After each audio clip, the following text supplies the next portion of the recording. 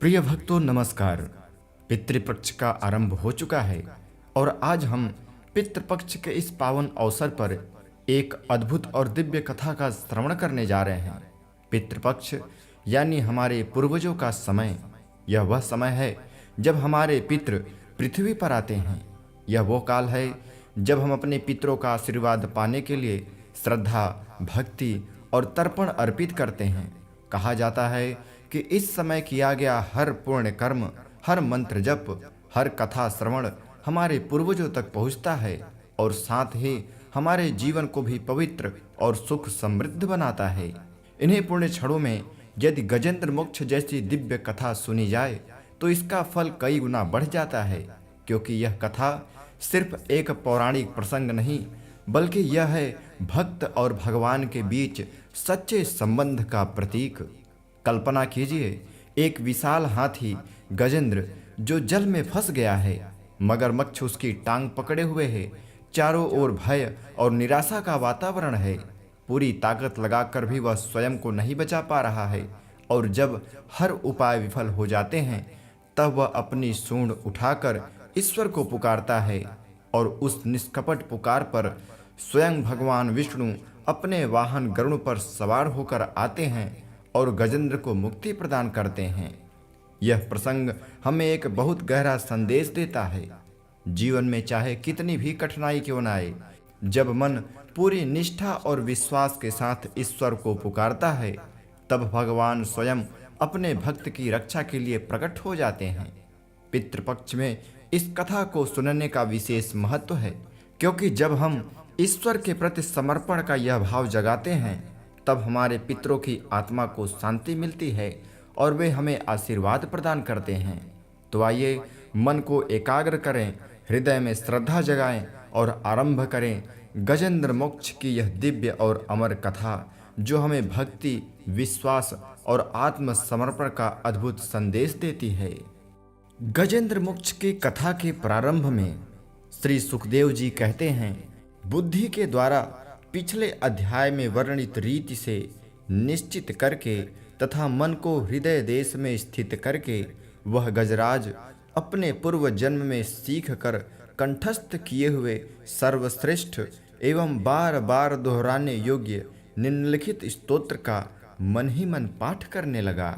जब मगरमच्छ ने गजेंद्र का पैर पकड़कर उसे खींचना प्रारंभ किया और गजेंद्र पूरा प्रयास करने के बाद भी बाहर नहीं निकल पाया, तब उसने मन ही मन भगवान का स्मरण करना शुरू किया। गजेंद्र कहता है, जिनके प्रवेश करने पर यानी जिसकी चेतना को पाकर यह जड़ शरीर और मन आदि भी चेतन बन जाते हैं, ओम शब्द के द्वारा लक्षित तथा संपूर्ण शरीर में प्रकृत और पुरुष रूप से प्रविष्ट हुए उन सर्व समर्थ परमेश्वर को हम मन ही मन नमन करते हैं। जिनके सहारे यह विश्व टिका है, जिनसे यह निकला है, जिन्होंने इसकी रचना की है और जो स्वयं ही इसके रूप में प्रकट हैं, फिर भी जो इस दृश्य जगत में एवं इसकी कारणभूता प्रकृति से सर्वथा परे यानी विलक्षण एवं श्रेष्ठ हैं, उन अपने आप बिना किसी कारण के बने हुए भगवान की मैं शरण लेता हूँ। अपने संकल्प शक्ति के द्वारा अपने ही स्वरूप में रचे हुए और इसीलिए सृष्टि काल में प्रकट और प्रलय काल में उसी प्रकार अप्रकट रहने वाले इस शास्त्र प्रसिद्ध कार्य कारण रूप जगत को जो अकुंठित दृष्टि होने के कारण साक्षी रूप से देखते हैं, उनसे लिप्त नहीं होते, वे चक्षु आदि प्रकाशों के भी परम प्रकाशक प्रभु मेरी रक्षा करें। समय के प्रवाह से संपूर्ण लोकों के एवं ब्रह्मादि लोकपालों के पंचभूत में प्रवेश कर जाने पर तथा पंचभूतों से लेकर महत पर्यंत संपूर्ण कार्यों के प्रति उनकी परम करुणा रूप प्रकृति में लीन हो जाने पर उस समय दुर्गेय तथा अपार अंधकार रूप प्रकृति ही बच रही थी। उस अंधकार के परे अपने परम धाम में जो सर्वव्यापक भगवान सब ओर प्रकाशित रहते हैं, वे प्रभु मेरी रक्षा करें। भिन्न भिन्न रूपों में नाट्य करने वाले अभिनेता के वास्तविक स्वरूप को जिस प्रकार साधारण दर्शक नहीं जान पाते, उसी प्रकार सत्व प्रधान देवता तथा ऋषि भी जिनके स्वरूप को नहीं जानते, फिर भी दूसरा साधारण जीव तो कौन जान अथवा वर्णन कर सकता है। वे दुर्गम चरित्र वाले प्रभु मेरी रक्षा करें। आसक्ति से सर्वदा छूटे हुए, संपूर्ण प्राणियों में आत्मबुद्धि रखने वाले, सबके अकारण हितु एवं अतिशय साधु स्वभाव मुनिगण, जिनके परम मंगलमय स्वरूप का साक्षात्कार करने की इच्छा से वन में रहकर अखंड ब्रह्मचर्य आदि अलौकिक व्रतों का पालन करते हैं, वे प्रभु ही मेरी गति हैं। जिनका हमारी तरह कर्मवश ना तो जन्म होता है और न ही जिनके द्वारा अहंकार प्रेरित कर्म ही होते हैं, जिनके निर्गुण स्वरूप का न तो कोई नाम है न रूप ही, फिर भी समयानुसार जगत की सृष्टि एवं प्रलय यानी संहार के लिए स्वेच्छा से जन्म आदि को स्वीकार करते हैं, उन अनंत शक्ति संपन्न परम ब्रह्म परमेश्वर को नमस्कार है।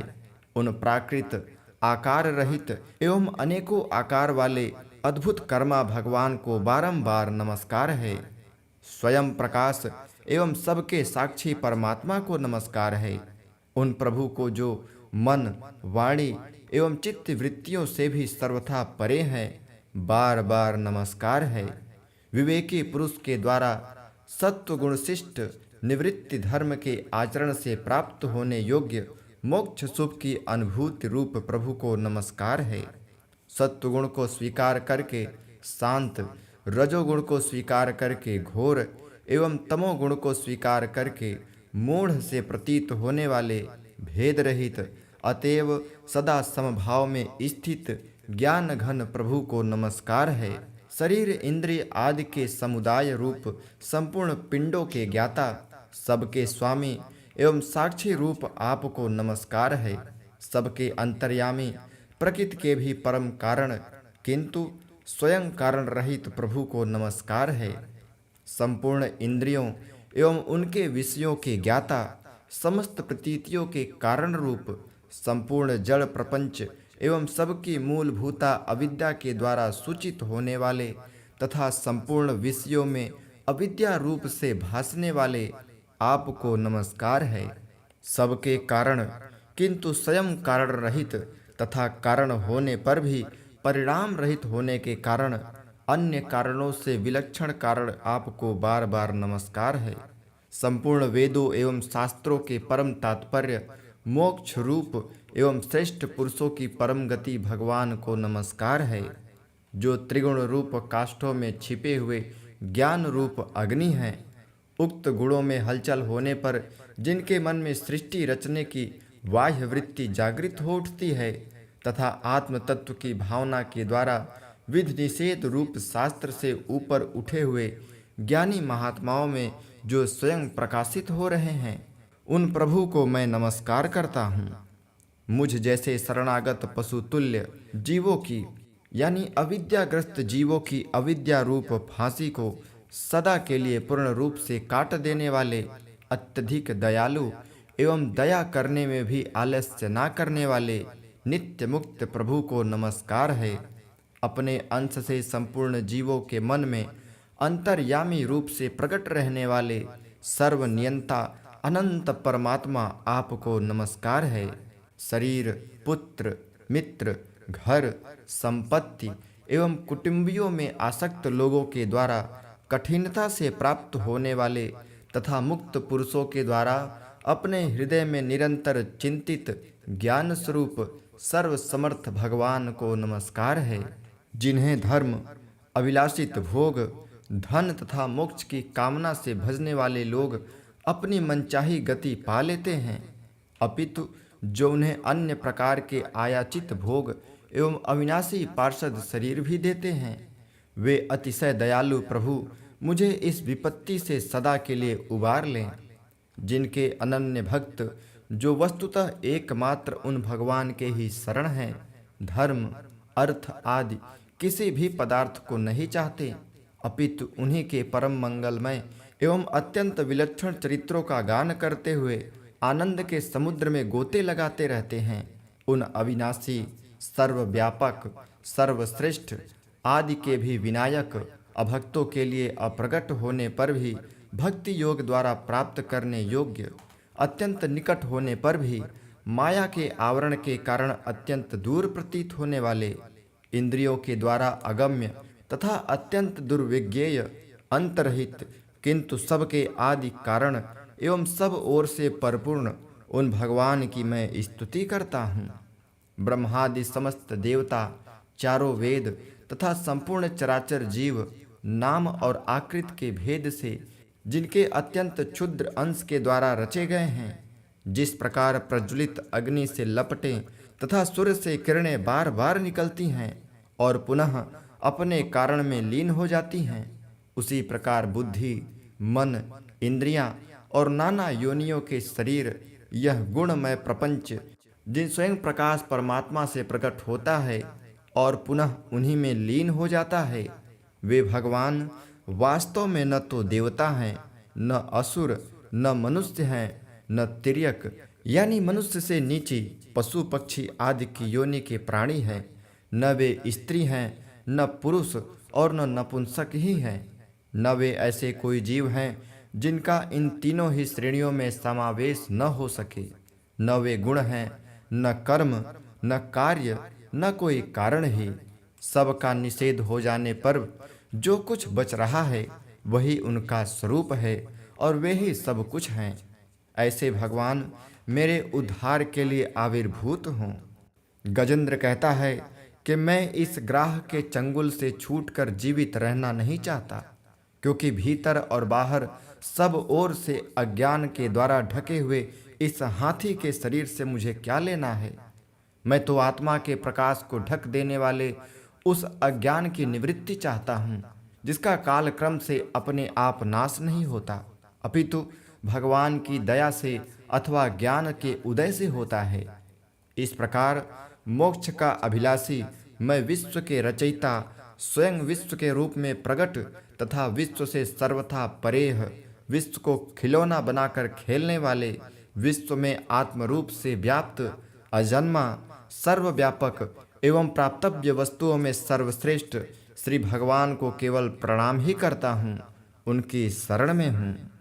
जिन्होंने भगवत भक्ति योग के द्वारा कर्मों को जला डाला है, वे योगी लोग उसी योग के द्वारा शुद्ध किए हुए अपने हृदय में जिन्हें प्रकट हुआ देखते हैं, उन योगेश्वर भगवान को मैं नमस्कार करता हूँ। जिनकी त्रिगुणात्मक यानी सत्व, रज, तम रूपी शक्तियों का राग रूप वेग असह्य है, जो संपूर्ण इंद्रियों के विषय रूप में प्रतीत हो रहे हैं, तथा जिनकी इंद्रियां विषयों में ही रची पची रहती हैं, ऐसे लोगों को जिनका मार्ग भी मिलना असंभव है, उन शरणागत रक्षक एवं अपार शक्तिशाली आपको बार बार नमस्कार है। जिनकी अविद्या नामक शक्ति के कार्य रूप अहंकार से ढके हुए अपने स्वरूप को यह जीव जान नहीं पाता, उन अपार महिमा वाले भगवान की शरण में आया हूँ। श्री सुखदेव जी कहते हैं, जिसने पूर्वोक्त प्रकार से भगवान के भेद रहित निराकार स्वरूप का वर्णन किया था, उस गजराज के समीप जब ब्रह्मा आदि कोई भी देवता नहीं आए, जो भिन्न भिन्न प्रकार के विशिष्ट विग्रहों को ही अपना स्वरूप मानते हैं, तब साक्षात श्री हरि, जो सबके आत्मा होने के कारण सर्वदेव स्वरूप हैं, वहाँ प्रकट हो गए। गजराज को उस प्रकार दुखी देख तथा उसके द्वारा पढ़ी हुई स्तुति को सुनकर सुदर्शन चक्रधारी जगदाधार भगवान इच्छानुरूप वेग वाले गरुण की पीठ पर सवार होकर स्तवन करते हुए देवताओं के साथ तत्काल उस स्थान पर पहुंच गए जहां वह हाथी था। सरोवर के भीतर महाबली ग्राह के द्वारा पकड़े जाने से दुखी हुए उस हाथी ने आकाश में गरुण की पीठ पर चक्र को उठाए हुए भगवान श्री हरि को देखकर अपनी सूंड को, जिसमें उसने पूजा के लिए कमल का एक फूल ले रखा था, ऊपर उठाया और बड़ी ही कठिनता से सर्वपूज्य भगवान नारायण आपको प्रणाम है, यह वाक्य कहा। उसे पीड़ित देखकर अजन्मा श्री हरि एकाएक गरुण को छोड़कर नीचे झील पर उतर आए। वे दया से प्रेरित हो ग्राह सहित गजराज को तत्काल झील से बाहर निकाल लाएं और देवताओं के देखते देखते चक्र से उस ग्राह का मुंह चीरकर उसके चंगुल से हाथी को उबार लिया। इस प्रकार भगवान श्री हरि ने उस गजेंद्र को उस ग्राह से मुक्ति दिलाई। तो भक्तों, आप भी भगवान श्री हरि की स्तुति करते हुए ऐसे ही वचन कहिए कि हे प्रभु, आप भी हमें इस संसार रूपी ग्राह से बाहर निकालिए। फिर देखिए भगवान श्री हरि आपको कैसे इस सांसारिक जंजाल से बाहर निकालते हैं। तो बोलिए ओम नमो नारायणाय।